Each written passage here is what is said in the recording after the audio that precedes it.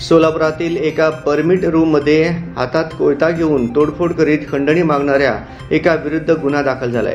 केदार प्रभू पुजारी उत्तर कसबा टिळक चौक यांनी दिलेल्या फिर्यादीवरून नागेश शिवाजी महानूर याच्या विरोधात फौजदार चावडी पोलीस ठाण्यात गुन्हा दाखल करण्यात आलाय।